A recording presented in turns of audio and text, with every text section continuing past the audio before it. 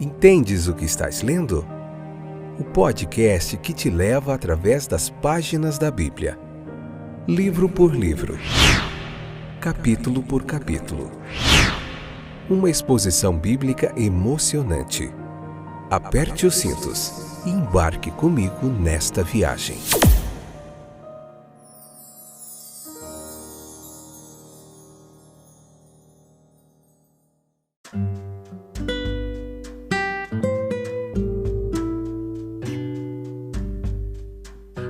Olá, eu sou o Fábio, estou de volta para mais um episódio do nosso podcast Entendes o que estás lendo? Garganta um pouquinho ruim hoje, mas nós vamos dar conta de fazer, se Deus quiser. Vocês estão bem? Eu estou muito contente com a volta de vocês para nós juntos aprendermos mais a palavra de Deus. Essa é uma viagem através das páginas da Bíblia, capítulo por capítulo, a melhor viagem que você escolheu fazer na sua vida. Hoje nós vamos ver o capítulo 19, a parte primeira, episódio de número 219, terceira temporada. Continuamos no livro de Êxodo aqui. E hoje nós vamos ver um pouquinho sobre a chegada e o acampamento do povo ali próximo ao Monte Sinai. E vai ser muito legal, fica aí até o finalzinho que você vai aprender muita coisa interessante da palavra de Deus. Vamos lá, eu vou tentar te guiar nessa viagem por esse episódio desse capítulo. Então, quem que é o povo de Deus? Como nós podemos defini-los? Eles podem ser chamados de filhos da promessa, a casa de Jacó, porque eles receberam os antepassados daquele povo, Abraão, Isaac e Jacó, foram os que receberam as promessas de Deus, eles são os filhos dessa promessa, quem herdou, né? Os que herdaram essa promessa. É a família da fé, é aqueles que experimentaram a libertação e conheceram o amor de Deus. Também, esse é o povo de Deus.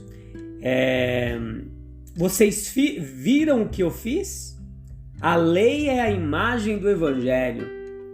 E só podem entrar nesse pacto de obediência aqueles que souberam que Deus os escolheu e os abençoou. Nós o amamos porque Ele nos amou primeiro.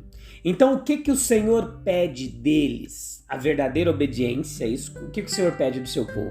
Anota aí no caderninho. A verdadeira obediência, não uma profissão, mas uma vida. Não somente uma profissão de fé, mas uma vida de fé. Deus espera que nós guardemos a sua aliança, as suas promessas, que nós venhamos entender a sua vontade e fazer dessa vontade a sua lei. Perde-se todo o fim da lei e do evangelho se a vida não for mantida no caminho correto. Se o homem não for levado a usar novamente a imagem daquele que o criou. Então a glória Deus lhe dá na terra. Veja que eles serão os mais amados de Deus, um tesouro peculiar para ele, acima de todas as pessoas. Observe então a verdadeira posição do povo de Deus. Não é que Deus se importe apenas com eles, Ele cuida de todos. Toda a terra é minha. Eles são os mais escolhidos dentre os seus tesouros terrenos. Então, o povo de Deus deve ser também um reino de sacerdotes.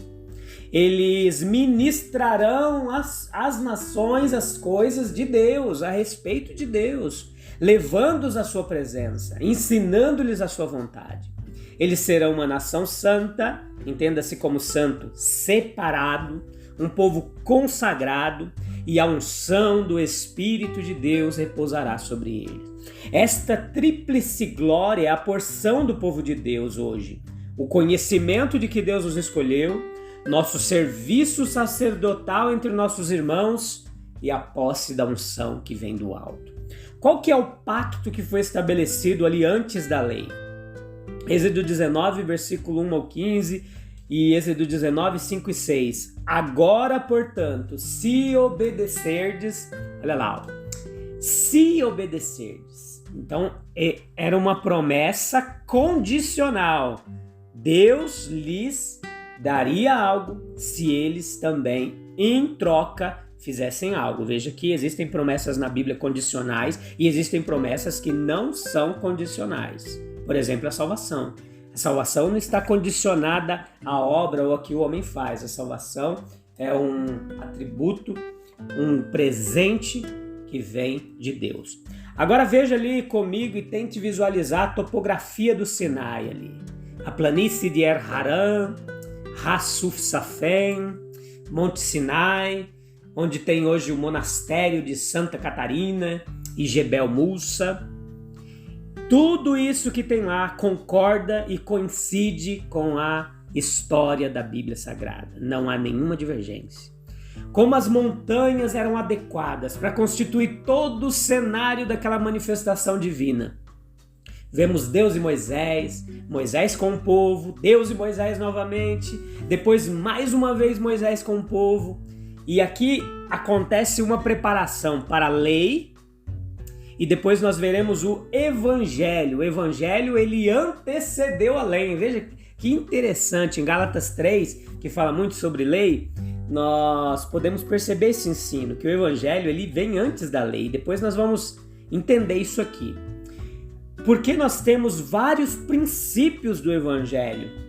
Veja que pode ser discutida e ilustrada toda a questão se a graça de Deus precede o nosso viver obediente a Ele ou vice-versa.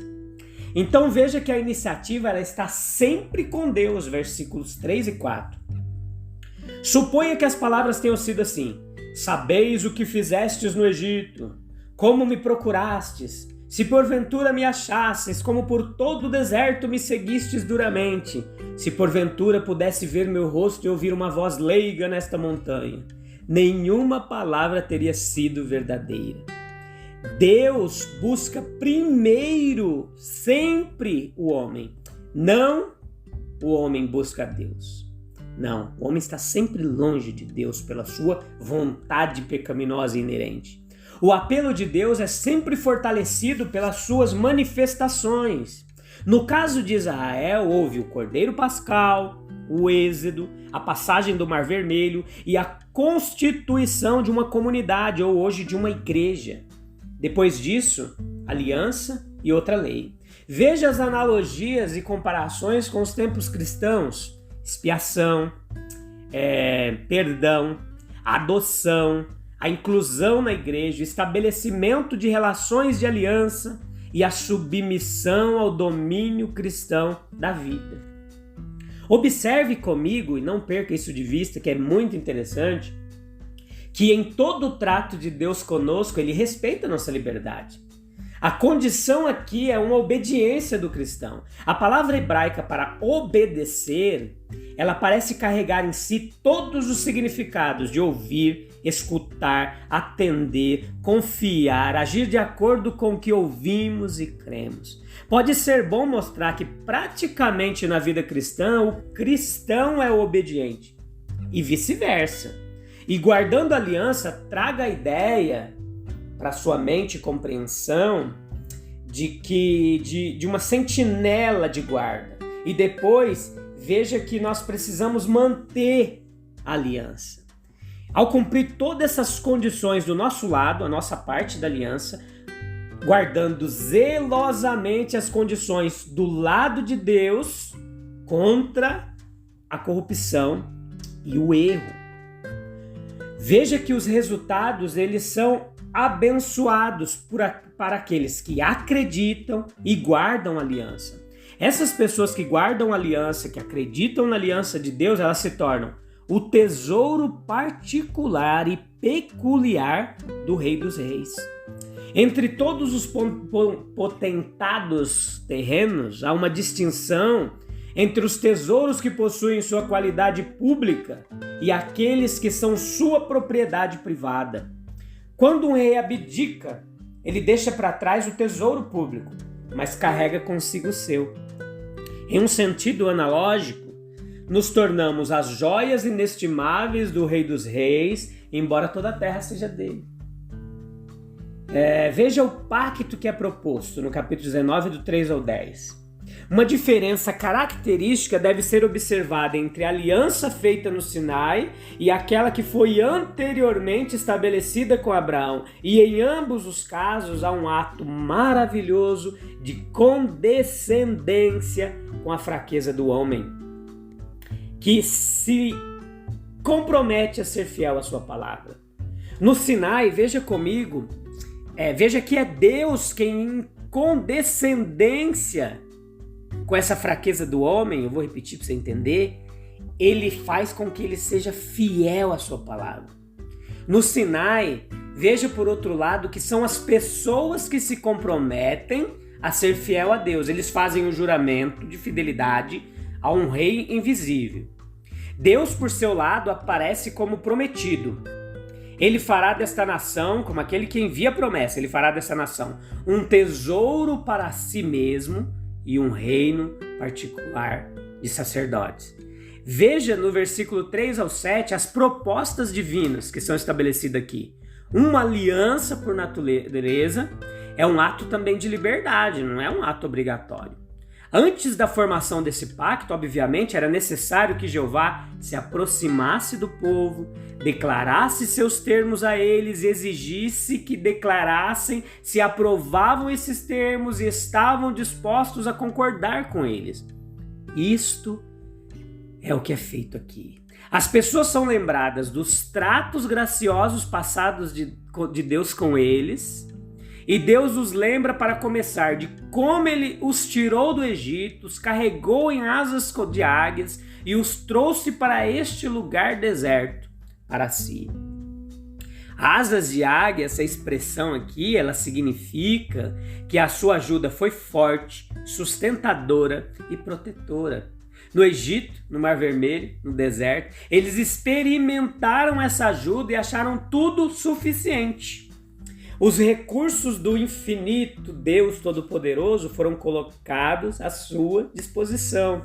E o ponto especial aqui, no entanto, é que tudo isso que foi feito por eles foi fruto de um favor gratuito e merecido, de uma graça que não impunha condições e ainda não pedia retorno.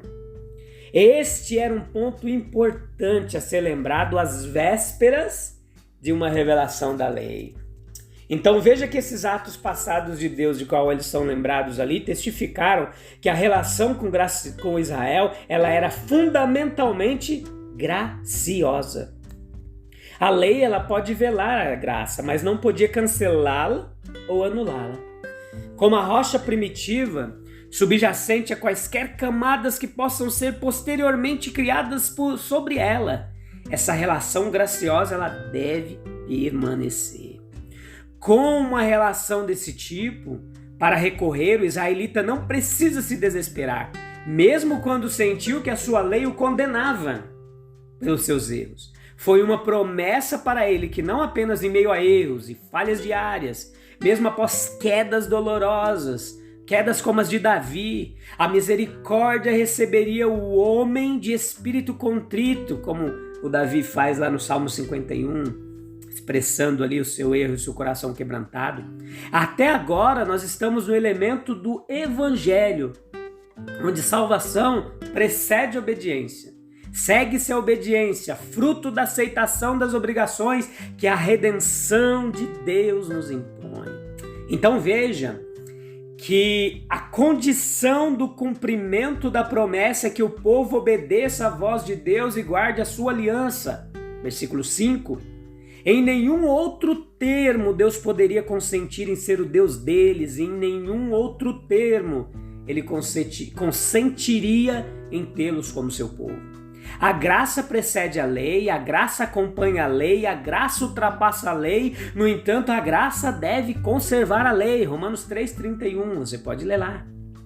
Deus não pode propor ao homem termos de favor que não incluam a necessidade de uma vontade obediente. Ele não faz isso sob o evangelho mais do que ele fez sob a lei. É exclusivamente a justiça de Cristo que é da graça imputada a nós. No entanto, isso deve ser apropriado em um coração reto. Quando Deus tirou Israel do Egito, estava implícito e pretendia que o povo redimido obedecesse a sua voz. E a aliança tornou explícita uma obrigação que estava implícita.